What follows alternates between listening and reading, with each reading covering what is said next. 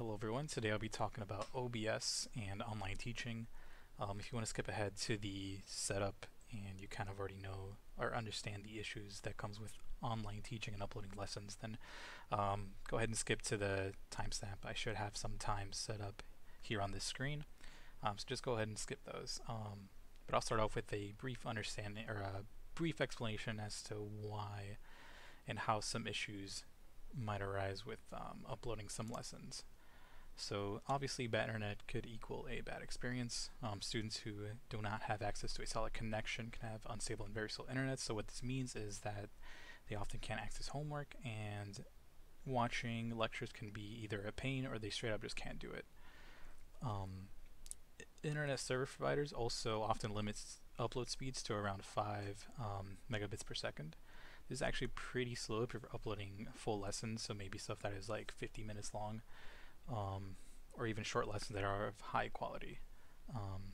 Also, while it is uploading, other productivity might be slowed down significantly. Often, when uploading a video, it just kills everything else that you're trying to do. So, grabbing emails can be really slow, or just browsing the internet, doing whatever else you gotta do. So, these are two issues, both on the student's end and the teacher's ends, that we are trying to alleviate using OBS. OBS thankfully provides a lot of great customization and changing of the options. So one of our goals is to have acceptable quality while having fast upload and download speeds. So we can lower the quality to upload content faster, and we can lower it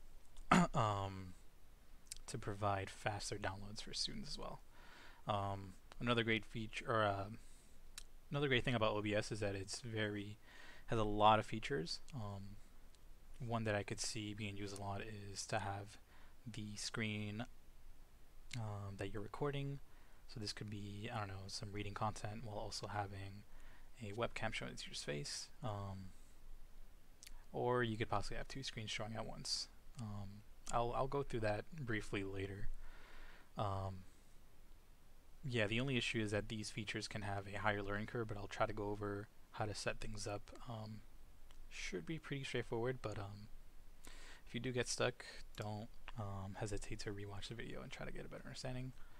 Or, of course, ask a question in the comments, and I'll try my best to answer those. So here we can just go ahead and download here. I've already downloaded it, but you can either do the Windows, Mac, or Linux version, depending on what you have.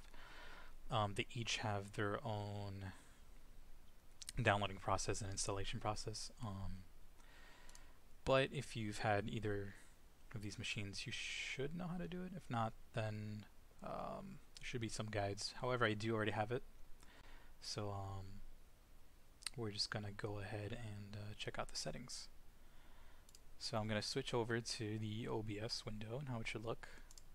So this is what it looks like. You have a preview window here. This is what the recording will see, and you have the scenes you could switch between. Now we'll go over these. Actually, right now I should go through these first, and these are sources within the scene. So the current scene that is highlighted is screen 1. You can call it whatever. I call it screen 1 because I have 2 monitors, and this is just recording my left monitor. This screen 2 is actually the PowerPoint presentation, and that is on my other monitor. So you just kind of click back and forth, and that's, I think, a really nice feature that OBS has. Keep in mind this is a software mainly used for streaming, and just they could be used for professional broadcasts as well, so switching between scenes is kind of for that. But of course you could also record whatever, and this could be a useful feature. So let's go to 2 windows. I'm just going to show you guys how to add sources, because this all will probably be blank when you get set up. If anything, there will be a default one. So these two are not going to be here when you start it. This is my microphone, and this is the actual screen. I'll actually show you guys how to set those up. So you can just right click, then we'll do add. For a microphone, you could do audio input capture. So as you can see, I already have my microphone. These resources are already set up, But if you want to do a new one, what you can do here is type microphone so you know what it is. You could call it something specific, so I'm just going to let demo mic, even though it's going to be the same one. So we'll just click OK. And then on here, default is probably okay. Also, my voice might be a little bit robotic right now. But let's get through that real quick. So yeah, this is the microphone I'm using. You just click that, click OK, and it should come up. I'm actually going to remove this because my voice is probably echoing. But yeah, that's how you add a microphone. To record a screen, what we'll do here is actually add a display capture. And here we already have a bunch of the ones I made, but we'll just make a new one. We're gonna make a new screen.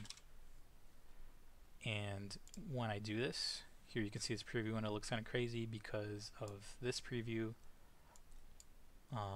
But here what we're gonna do is put display 1, which is actually my second monitor. Display 0 is my original one.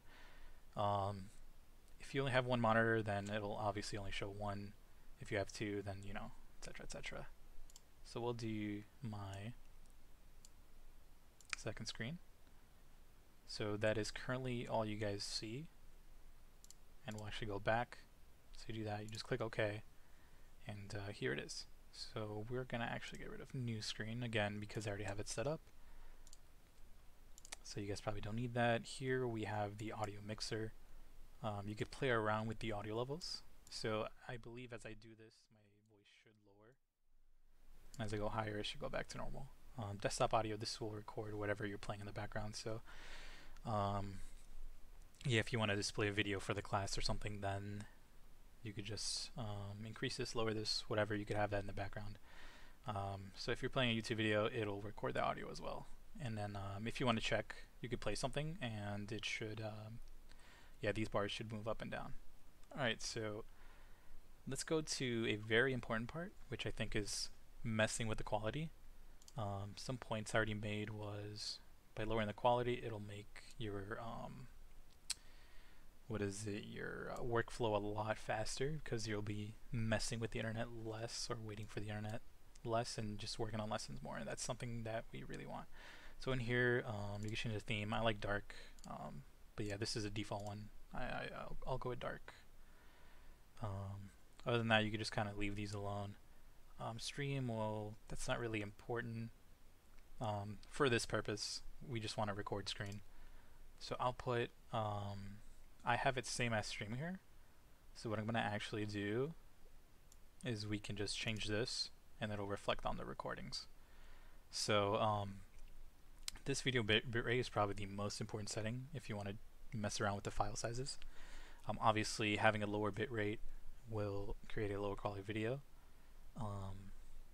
Higher bitrate, higher quality video, but of course the trade-off is having a higher file size and a lower one. And we want to always keep in mind the students who are not as fortunate to have fast internet. So a setting that I actually played around with and I thought was acceptable was 1000, and that'll create pretty small file sizes. 6000 is not bad, I think. Of course you could play around with it, and it all depends on your upload speeds or your students' download speeds. So I think 1000 is a pretty good spot. But like I said, play around with it, play with the quality, and yeah, just do what you think is best. So encoder, I have two because I have a GPU that can do video encoding. I would recommend the software encoder just because that runs on the processor. Probably not everyone has a really strong GPU.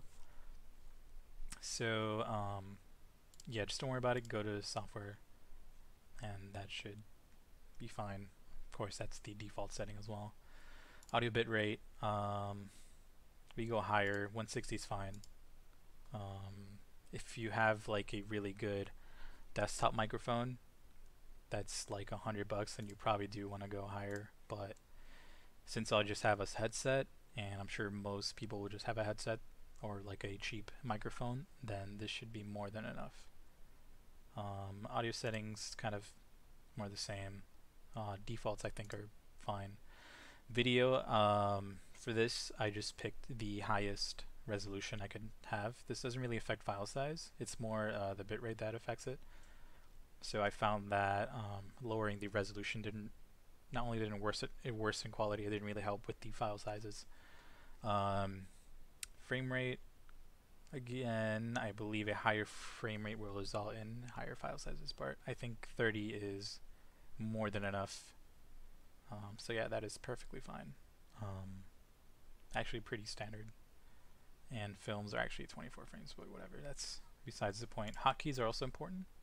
So the way to start recordings is by going down here and pressing start recording. However, if you don't want to start out like that and you only have one display, then what you want to do is set up these hotkeys. So let's say you just want like Control Shift R, something you won't accidentally press. You just do Control Shift and R. Oops. Okay, I guess it only does two. Whatever. Oh, that's because I have a different program to do that. So I think another program is actually recording. Yeah.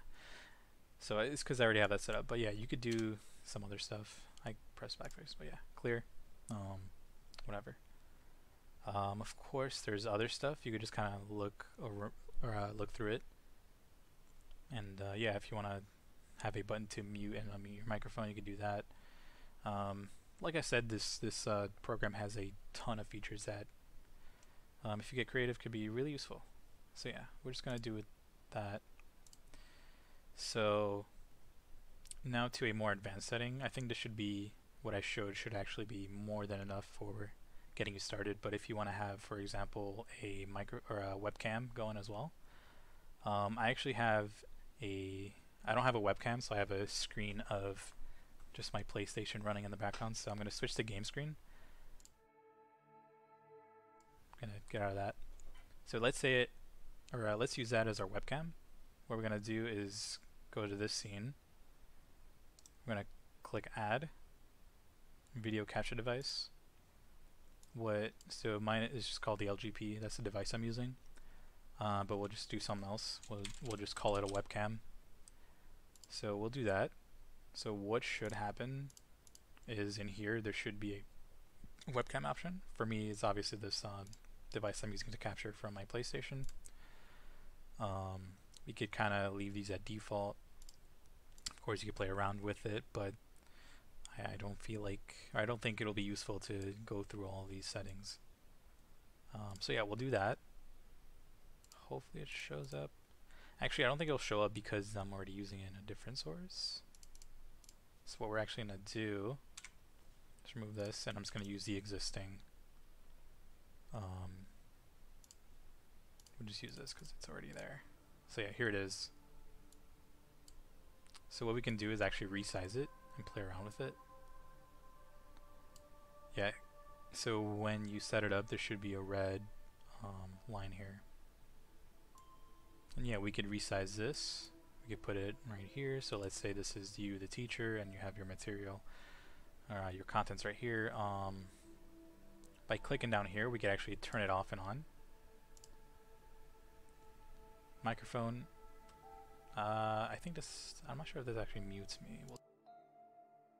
Yeah, it muted me. So you play around with that. And yeah, so if you have two different, something cool, if you have two different scenes set up with different sources, you could just kind of switch between them. So one way of going about it is, let's say you could just do this and that'll go away. Or you could just switch scenes. Let's go to screen 1. That'll disappear. You can see my background, whatever. And then we want to go to screen 2, right? So we just click this, and now we're back here to this installation, the PowerPoint that I set up. But yeah, finally some further considerations, just kind of to conclude this presentation, video, whatever. If uploading a whole lesson, try to upload in parts. Again, this is going to help the students. If you want to have the lessons downloaded, it'll split it up so students can start downloading one while they're learning from the first part. This might not be effective, and this is definitely not effective in all cases. So just kind of think about what is practical and what isn't. I would like to say that I'm not an educator myself, so I'm just kind of throwing some ideas out there. So yeah, everything is up to your discretion. Another thing to keep in mind is know when quality is too low. And just some general tips: small text that is important may require a higher bitrate and resolution. Again, this all kind of goes around with playing around with the settings. Of course, you want to lower some quality so more students have access to the information, but if the quality is too low, they can't read it in the first place, so that way everybody is hurt, and you definitely don't want that. Big bullet points, however, and just big images, stuff you don't need a lot of visual clarity on, you can lower the quality by a lot more than like small text. So zooming in may help as well for that. If you're presenting a PowerPoint, then I would probably just upload the PowerPoint. If you want audio in the PowerPoint, then I believe there is a feature to add audio, so I think that would just be better all around. File size will not most likely, it will definitely be a lot smaller than just making a video. Uploading will be faster and downloading will as well. So yeah, that concludes my little presentation. Like I said, just if you have any more questions, please feel free to comment. Of course, look through the video again, and in the beginning of the video I have timestamps so you can skip around. So yeah, thanks for watching, and I hope this helps. Thank you.